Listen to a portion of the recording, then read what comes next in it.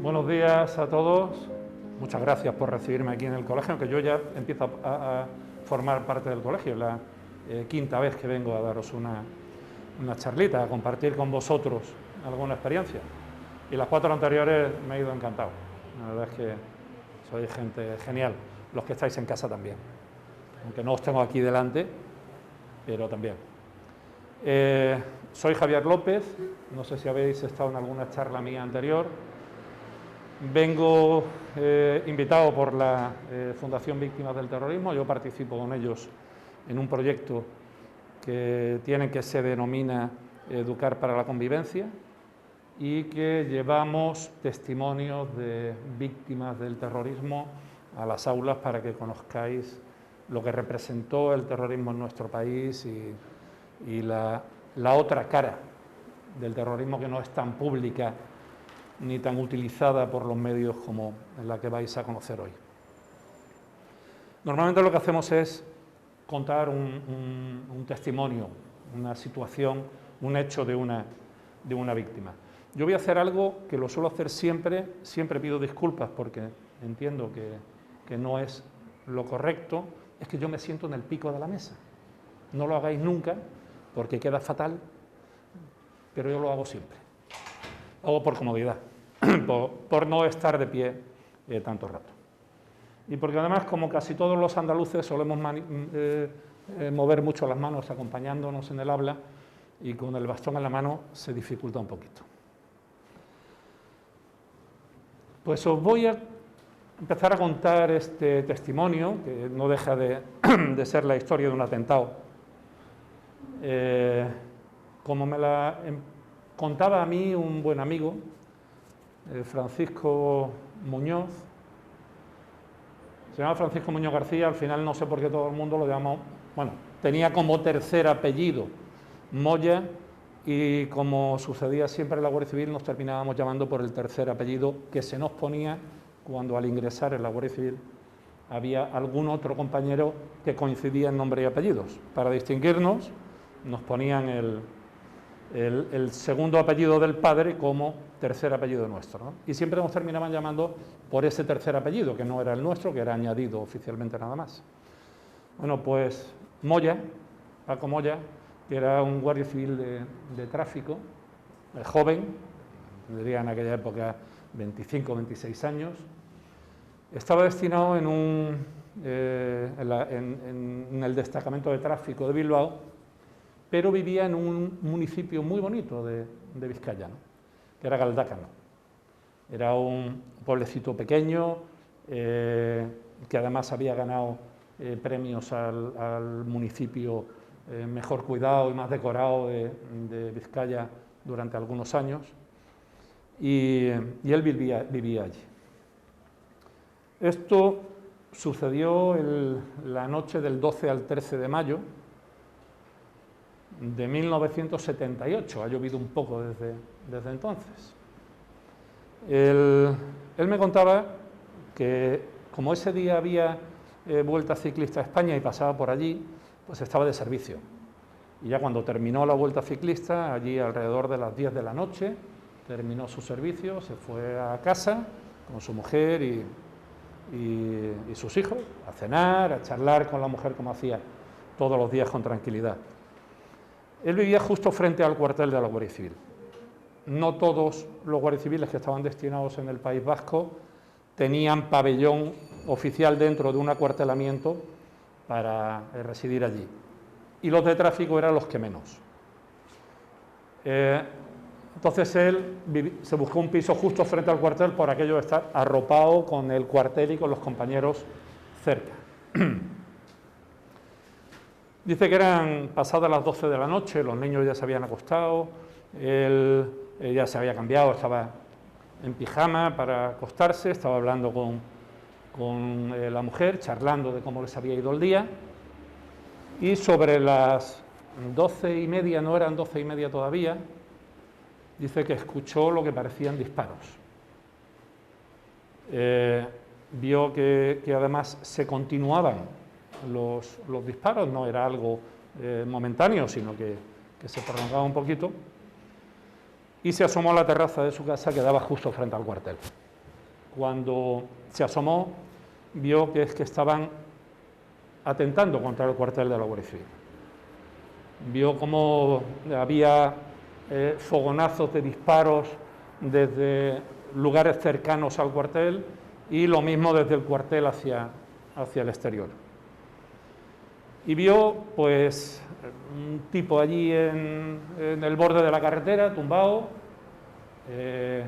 agachado, escondido y disparando. Veía los fogonazos.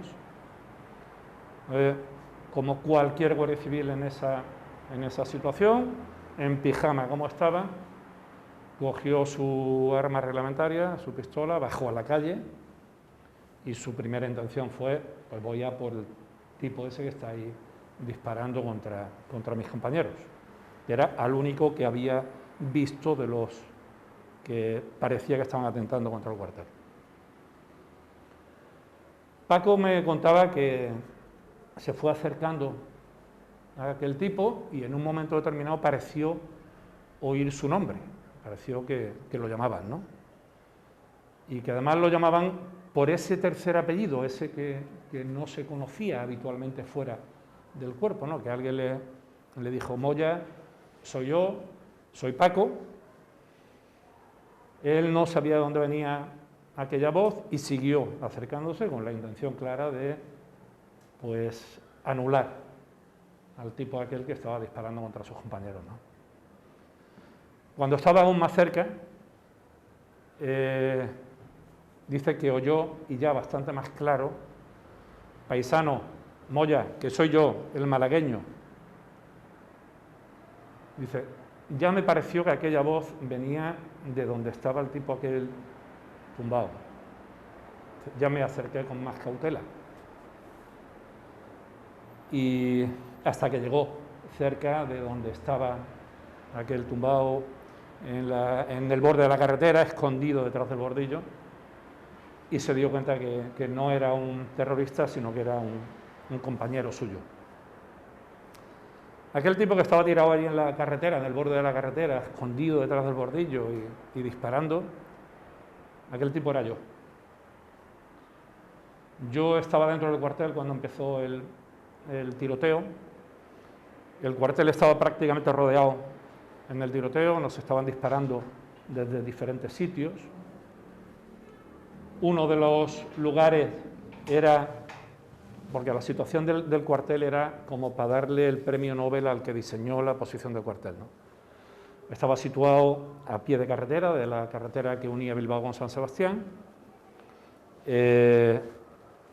Además, en una hondonada, la carretera pasaba a la altura de las ventanas del primer piso del cuartel. Por la parte de atrás había un arroyo y detrás monte, era un monte de la fábrica de explosivos Río Tinto. A la espalda de las salidas de los edificios, de la entrada y salida de los edificios, daba a una parcela allí sin habitar, y la única parte que estaba habitada era la parte de enfrente de la entrada a los edificios, a los pabellones, que casualmente era la finca de un miembro de ETA, de la familia de un miembro de ETA, de un terrorista, de Iturbe Totorica. Y desde allí estaban disparando hacia el cuartel para evitar que los guardias pudieran salir de los pabellones y echarle una mano a los que estaban de servicio. Pensamos que el motivo, porque fue un atentado raro, lo normal que sucedía allí en el País Vasco, que pasara un coche por la puerta de un cuartel, desde el coche, y más situado como estaba aquel, que no hacía falta armas, sino que a pedradas podían terminar con los guardias que estuvieran de servicio. Lo normal es que pasara un coche y desde el propio coche ametrallaran el cuartel y continuara la marcha. Aquello no fue así, aquello duró pues alrededor de 25 o 30 minutos. Pensamos que la intención suya era entrar en el cuartel. Nosotros, además de un cuartel donde vivía gente y prestábamos servicio a la zona, éramos depósito de armas y explosivos, por tener precisamente la fábrica de explosivos Río Tinto justo al lado. Entonces, todas las armas de todos los vigilantes de la fábrica de explosivos que no estaban de servicio tenían que estar depositadas allí. Y cuando llegaba material delicado de explosivos, también los depositaban allí. Y hacía unos días que había llegado un envío de un fabricante de detonadores electrónicos de última generación. Entonces pensamos que la idea suya era entrar al cuartel y hacerse con ese equipamiento, ¿no? El equipamiento que de haber caído en sus manos hubiera sido un desastre para nosotros, ¿no? Por eso duró tanto, ¿no? La intención suya era entrar. Cuando vimos que aquello se alargaba, yo también había estado prestando servicio en la Vuelta Ciclista a España, pero yo estaba en el servicio de información, lo que vosotros llamáis la brigadilla o los secretas. Yo estaba en el servicio de información, mi acuartelamiento estaba en un municipio cercano, no residía, o sea, no trabajaba donde residía, por aquello de mantener de incógnito nuestra imagen, y ahora yo estaba, no vestía de uniforme, yo vestía de paisano, también había llegado tarde a casa, también había estado cenando con mi mujer y mi hija, y cuando terminamos de cenar, pues nos pusimos a charlar un rato, y me pasó exactamente igual que a Paco, a Moya. Me pasó exactamente igual, me pilló el tiroteo estando descansando y charlando con... Yo no me había llegado a poner el pijama, seguía con ropa de calle, por eso él me confundió con uno de los terroristas, porque había un tío vestido de calle, de paisano y armado. Cuando vimos que aquello se complicaba, que teníamos varios flancos y que lo fundamental era despejar el grupo que estaba disparando contra la entrada del acuartelamiento, otro compañero y yo, Manuel Veiga, gallego, decidimos salir. Pues mira, tenemos que salir, tenemos que hacer que uno de los dos grupos se mueva y nos dé libertad de movimiento al resto, porque si no nos van a terminar acribillando aquí sin poder defendernos. Efectivamente salimos los dos. Cuando habíamos recorrido 150 metros, no más, otro grupo que no contábamos con él, que estaba para cubrir la escapatoria de los otros que estaban disparando, no lo vimos, no sabíamos que estaba allí y nos dispararon a los dos. Yo caí inmediatamente al suelo, vi como mi compañero Veiga sí se dio la vuelta. Yo sabía que estaba herido, no sabía qué importancia tenía, se dio la vuelta, se marchó de vuelta hasta el cuartel, pero vi que cuando entraba en el cuartel perdió el conocimiento y cayó al suelo. No sabía en qué circunstancias. Yo vi que se desplomó a la entrada del cuartel y que tuvieron que salir a recogerlo. Afortunadamente conseguimos que uno de los grupos, el que más peligro representaba para nosotros, se sintiera amenazado y se desplazara. Y eso nos dio un poco de capacidad de movimiento. Yo caí inmediatamente al suelo porque a mí me alcanzaron 3 impactos de bala, 3 disparos. Uno de ellos, que es la lesión más grave, me tocó la columna, me produjo una fractura de 2 vértebras y una lesión medular, con lo que perdí el control de las piernas de forma inmediata. Otro me tocó el riñón y otro me tocó el hígado.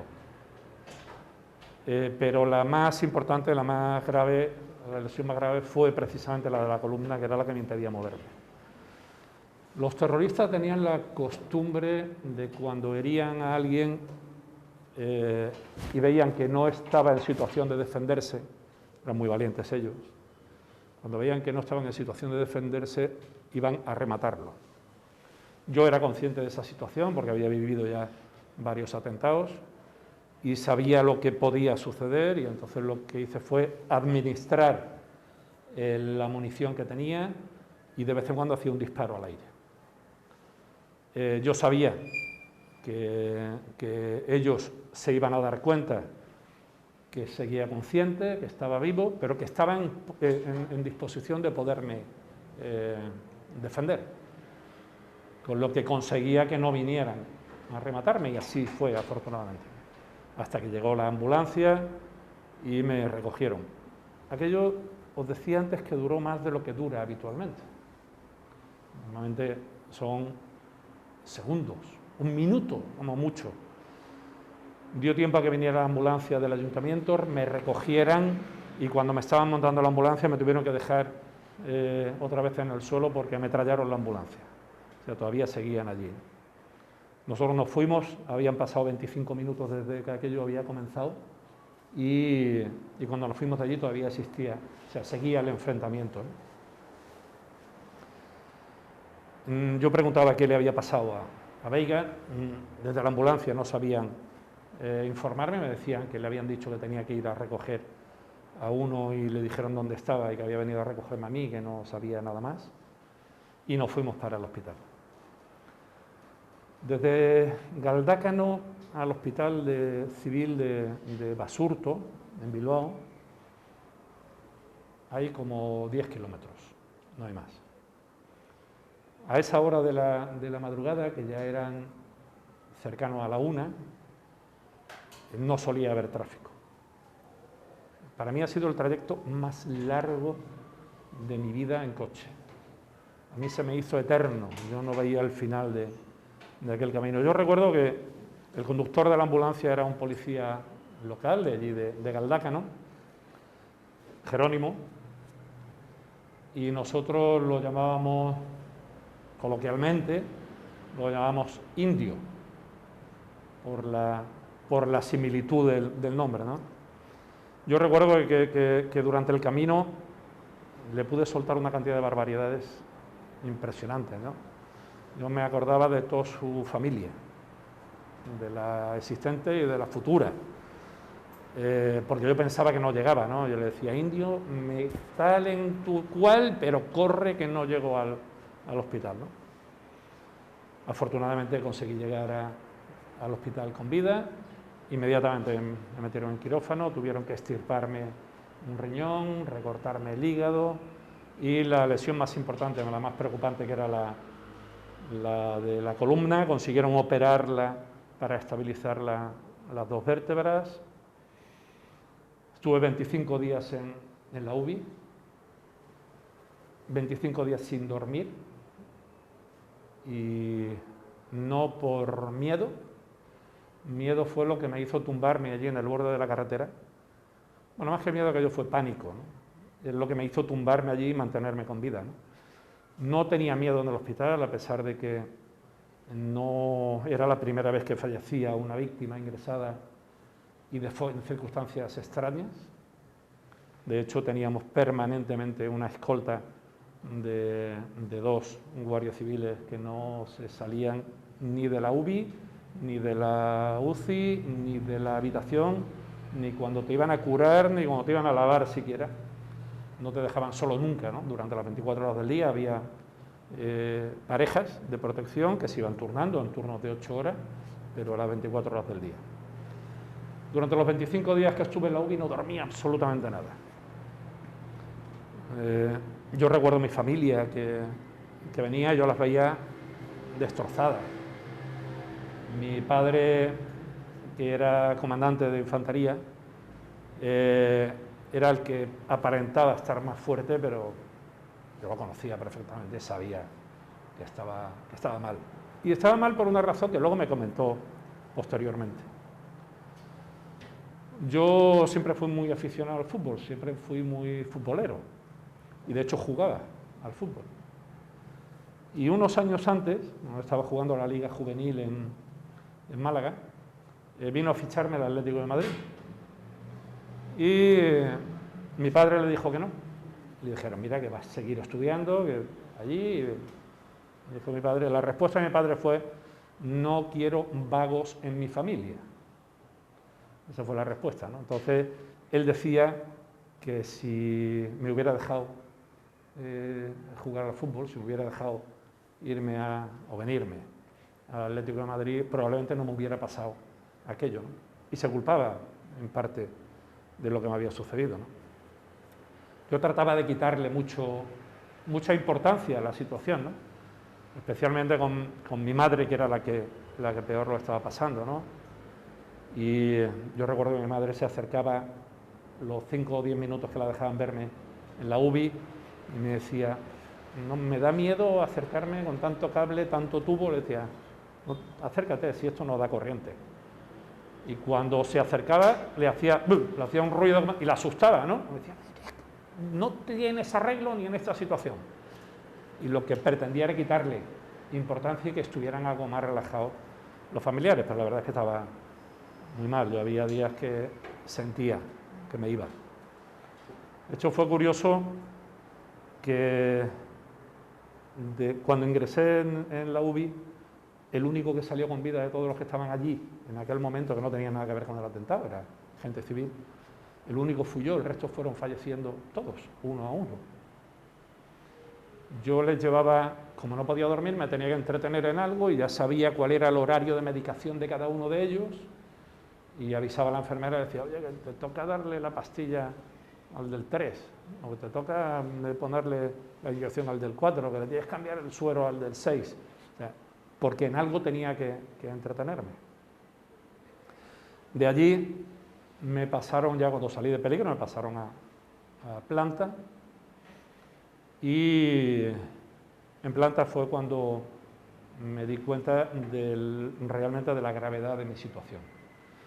Y fue de una forma curiosa también, ¿no? Vino a verme el teniente coronel de la Guardia Civil, que era lógico, era el mando superior de la plaza y tenía que venir a verme, y vino acompañado de su mujer para que su mujer le diera apoyo a la mía, ¿no? Y en aquella visita la mujer cometió una imprudencia que yo le agradecí luego, y fue que me preguntó, oye, ¿qué nota uno cuando le falta un órgano? Pero yo no sabía que me habían extirpado el riñón. El marido la miró queriendo comérsela. Yo creo que la quería matar incluso, porque era una metedura de pata importante. Yo también, para calmar un poquito la situación, le dije, pues mira, yo me imagino que se sentirá igual que cuando a uno le falta un piano. Lo mismo da un órgano que un piano, ¿no? Y le quité un poquito de hierro a aquello, porque claro, en cuanto se fue la visita, le dije a uno de los dos escoltas que fuera a buscar al director, que quería al director allí en la habitación de forma inmediata. Efectivamente trajeron al director, le dije, siéntese ahí, y de ahí no se va a mover hasta que me cuente qué tengo. Y me dijo, hombre, la situación ya no es tan grave. Digo, no, que me cuente con pelos y señales qué es lo que tengo. De hecho, yo llevo toda mi vida durmiendo boca abajo, llevo sin dormir desde que entré al hospital, ahora estoy en una cama articulada, inmovilizado, no me permiten moverme, la cama era la que se movía, la cama era prácticamente un libro, yo estaba acostado en el centro de ese libro y ponían 2 horas, levantaban una parte, de forma que quedaba apoyado en un costado, a las 2 horas la abrían del todo, de forma que quedaba apoyado en la espalda, y a las 2 horas siguientes levantaban el otro ala de la cama para que apoyara en el otro costado, ¿no? Y de esa forma evitar tener... Sí. Y de esa forma no tener siempre el mismo punto de apoyo, que podía llegar a tener problemas, ¿no? Yo algo me imaginaba cuando no podía mover las piernas, aunque tenía una hipersensibilidad, me molestaba, me dolía hasta el roce de las sábanas, pero claro, no sabía qué gravedad tenía aquella lesión. Y dije, no, de ahí no se mueve hasta que no me lo cuente. Me dijo, pues mira, hemos tenido que recortar el hígado, no te preocupes, que el hígado se regenera, es el único órgano humano que se regenera, y la lesión tampoco era tanta como para que preocupara después de la regeneración, va a ser casi completa. Hemos tenido que extirpar el riñón derecho, estaba muy dañado y no había forma de recuperarlo, pero también llevando una vida razonable se puede vivir con un solo riñón. Y lo más preocupante era la lesión de espalda. Me contó con detalle cuál era la situación y además yo le pregunté, ¿y el pronóstico? Me dijo, el pronóstico es incierto. Tenemos que esperar un poco más para ver qué pronóstico hay y qué puede suceder. Pero hágase la idea de que es posible que no vuelva a andar.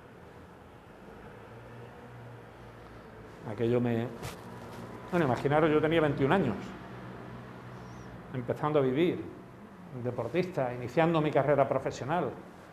Te dicen con 21 años, es posible que no vuelva a andar, es duro, se te cae el hospital encima, ¿no? Yo creo que en ese momento tomé posiblemente la única decisión sensata que había tomado hasta ese momento, ¿no? O la más sensata de las que había tomado hasta ese momento. Allí había dos opciones. Una de ellas era rendirse, dejarse y decir, bueno, pues si es lo que toca, es lo que toca. Pero claro, con esa decisión estaba renunciando a la vida. Es mucho más fácil acercarme como pueda a la ventana, estamos en un cuarto piso, y acabar con esto. La segunda opción era pelear, luchar y trabajar para llevarle la contraria a todos aquellos que decían que era posible que no volviera a andar. Afortunadamente tomé esta segunda decisión y decidí que desde ese mismo instante iba a estar haciendo todo lo que estuviera en mi mano para recuperarme. Estuve 2 meses y medio en aquella cama articulada. Yo pedí que ya vinieran a ir haciéndome fisioterapia, aunque sabía que no podían hacer mucho hasta que no consolidara la lesión, pero sí podían ir haciendo algo y que facilitaría luego el trabajo. A los 2 meses y medio me trasladaron a Málaga, yo soy de Málaga, pero me trasladaron a otro hospital, a Málaga, donde estuve alrededor de 4 meses más, hospitalizado. Y yo me iba a rehabilitación, me llevaban a rehabilitación a las 8:30 de la mañana, en cuanto abría la puerta de fisioterapia, y salía de allí para comer. Y por las tardes venía un fisioterapeuta, que era el mismo que me atendía por la mañana en el hospital, venía a verme pues yo estaba en una clínica que estaba justo frente al hospital, pertenecía al hospital, pero estaban separadas. Venía a la clínica a verme y a seguir tratándome en la clínica. Así durante 3 años. En cuanto salí de la clínica, ya me dieron el alta, me marché a casa, seguía con la rehabilitación en el hospital, iba todos los días a la rehabilitación al hospital, venía en coche a recogerme y me llevaba, y por la tarde iba yo a la consulta particular de este fisioterapeuta que siguiera tratándome. O sea, era rehabilitación desde las 8:30 de la mañana hasta las 8 o 9 de la noche, todos los días, con una parada de un par de horas para la comida. Afortunadamente, aquello dio su fruto. No corro, no salto, pero ando. Yo recuerdo que ya cuando me dijo el jefe de rehabilitación del hospital allí en Bilbao, cuando me fueron a dar el alta y trasladarme a Málaga, le pregunté, estamos pendientes de un pronóstico, ¿qué pronóstico tiene? Y me dijo, mira, va a ser muy difícil que vuelvas a andar, y si vuelves a andar será dentro de un par de años o 3, con aparatos ortopédicos y muletas. O sea que, olvídate. Y yo le hice una promesa. Le dije, antes de ese tiempo tengo que venir andando sin la muleta. Y me dijo, ojalá, ojalá. Me equivoque, pero no te hagas ilusiones porque te puedes estar equivocando tú y tener luego un problema que te afecte emocionalmente, no conseguirlo. no me hizo falta ir a Bilbao, volver a Bilbao, que estaba dispuesto a ir. En una Semana Santa en Málaga, yo, como todos los años, iba a ver la salida del Cristo de la Expiración, que la Guardia Civil es hermana mayor de ese Cristo, y yo iba solo a ver la salida del Cristo de la Expiración y luego me marchaba a casa. Y esperando a que saliera el Cristo de la Expiración, me pareció verlo. Me acerqué, afortunadamente no usábamos mascarilla y lo podía reconocer bien, le di en el hombro y le dije, me acaba de ahorrar un viaje a Bilbao. Él no me reconoció en ese momento. También es cierto que yo cuando tuve el atentado, cuando salí del hospital de Bilbao, pesaba 39,5 kilos. Era hueso y piel, nada más. Y ya estaba recuperado, ya estaba en torno a los 50 y pico, cerca de los 60 kilos, ¿no? Entonces, no me reconoció. Y le dije, me acaba de reconocer, me acaba de ahorrar un viaje a Bilbao, porque se acuerda que me comprometí con usted, que antes del tiempo que usted pensaba, iba a venir a verlo andando y sin muletas. Entonces, se acordó y se echó a llorar. Me abrazó y se echó a llorar conmigo. Bueno, lo cierto, nos echamos a llorar los dos, pues yo soy de lágrima fácil y nos hinchamos de llorar los dos allí de la alegría, ¿no? No se lo creía, decía que había sido casi un milagro. Decía, no ha sido un milagro. El milagro ha sido tener la gente que he tenido alrededor, que me ha dado el apoyo necesario y la fuerza necesaria para pelearlo. Bueno, llegó un momento en que mi situación física ya se estancó, la lesión evidentemente está ahí, hay partes de mis piernas que no reciben instrucciones del cerebro y por lo tanto no se activan, tengo algún músculo del cuádriceps de la pierna izquierda que sigue sin funcionar y los que mueven el pie que tampoco, pero que es el menor o la mejor de las situaciones posibles con el pronóstico que tenía.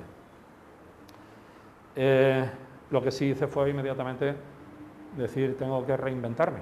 Yo, con la situación económica en la que quedábamos en aquella época, os estoy hablando del año 78, os estoy hablando de hace 43 años, con la situación económica en la que quedábamos las víctimas del terrorismo en aquel momento, no comía ni le daba de comer a mi familia, ¿no? Quedábamos en una situación bastante precaria, por lo que me tocaba tener que trabajar para complementar la pensión con otros ingresos. Yo empecé a trabajar muy pronto. Pero claro, tuve que reinventarme. Yo me había preparado para la vida militar. Yo había estudiado lo justo para poder acceder a la Academia Militar en principio y a la Guardia Civil posteriormente. Yo había dejado los estudios en el bachiller. Yo había hecho el bachiller superior, que era entonces, y ni siquiera había hecho el curso, el COU, que era el curso de orientación universitaria, ¿no? Que es el equivalente a la selectividad. Entonces, tuve que poner a estudiar otra vez, hice el acceso a la universidad para mayores de 25 años, todo esto casado, ya con 2 hijos, porque luego vino... No, el segundo nació mes y medio antes del atentado, tenía 45 días, tenía 2 hijos, y eso, trabajaba, estudiaba y estaba en familia. Aquello fue complicado, sobre todo cuando has perdido el hábito de estudio, ¿no? Además, yo que siempre he sido muy valiente, dije, quiero estudiar económicas. Lo que hacía todo el mundo es decir, bueno, pues en vez de estudiar económicas, hago primero ciencias empresariales, al menos tengo una diplomatura, luego hago el curso puente y termino económicas, y ya tengo la licenciatura, tengo una carrera de grado medio y otra de grado superior. Yo no, yo muy valiente me fui directamente a por económicas, ¿no? No os podéis imaginar los añitos que pasé yo trabajando desde las 9 de la mañana hasta las 7 de la tarde, estudiando a partir de las 7 de la tarde. Afortunadamente no dormía, ya en esa época dormía algo, y dormía 1 hora y media, 2 horas, 3 horas como mucho al día, ¿no?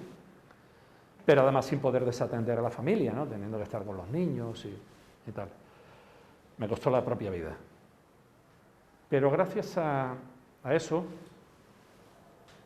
y no terminé la carrera, me quedan 2 asignaturas, que evidentemente a estas alturas no creo que la termine, pero a mí no me importaba tanto el título universitario como la formación, el conocimiento que aquello me iba a dar y que iba a ser imprescindible para poderme ganar la vida fuera de la Guardia Civil.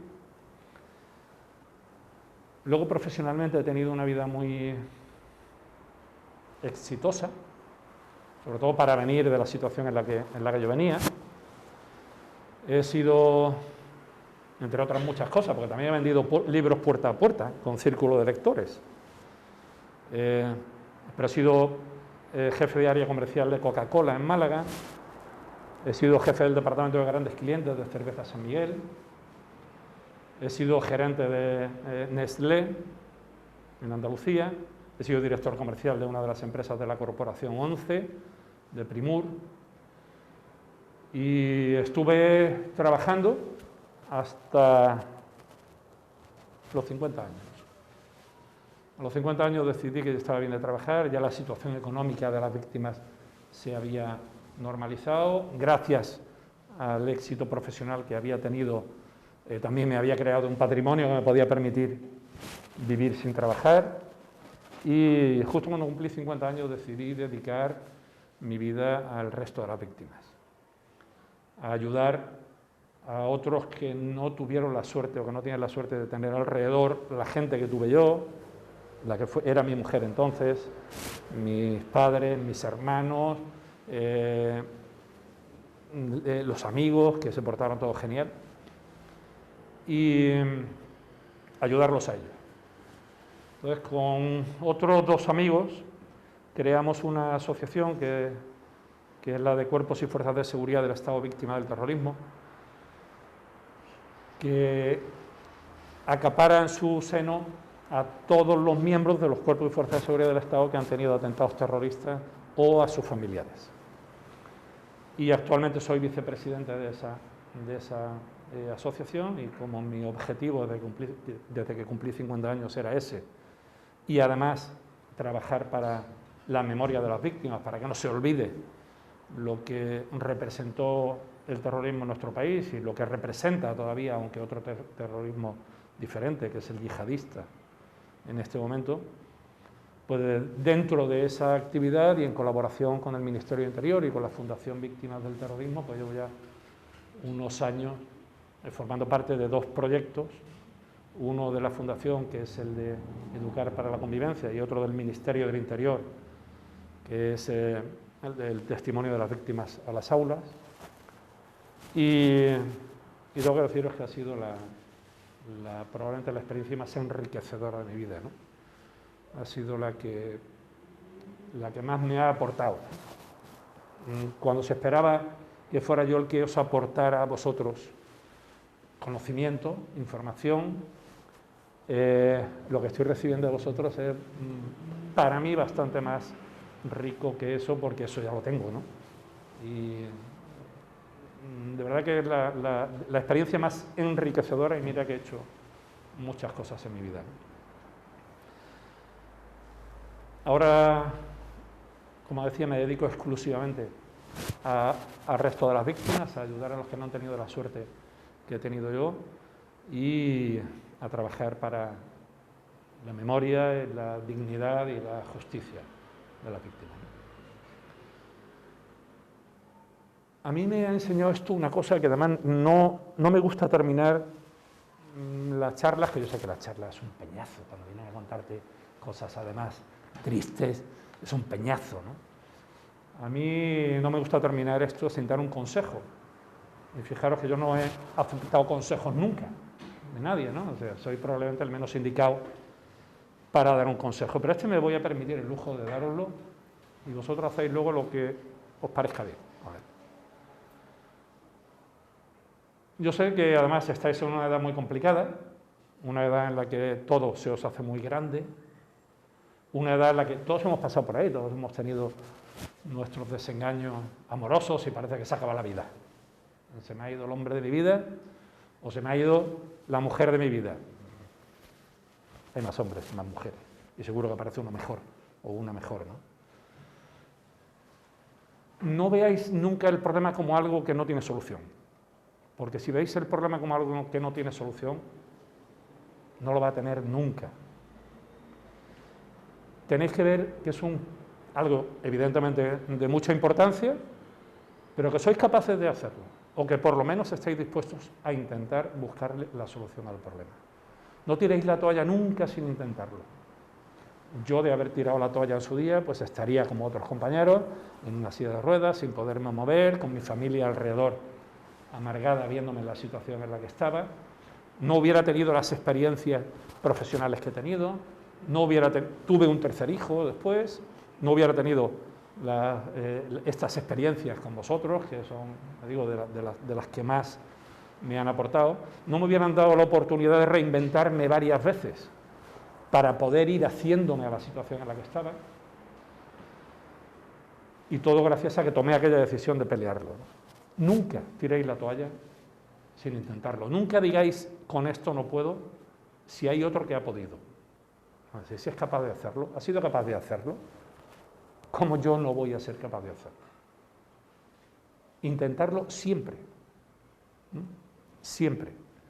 Que luego al final no sois capaces de hacerlo por vosotros mismos. Siempre habrá alrededor quien os aporte ese toque que falta para poder hacerlo. Pero pelear mucho, todo. La vida es una pelea constante y solo se supera haciéndole frente a la pelea. Y ese es mi consejo, y hacer vosotros con el consejo lo que creáis oportuno. Pero si pasáis por algún momento, acordaros del tipo ese pesado que vino un día a daros la brasa y que os decía que no os rindáis nunca. Sin intentarlo, no os rindáis nunca.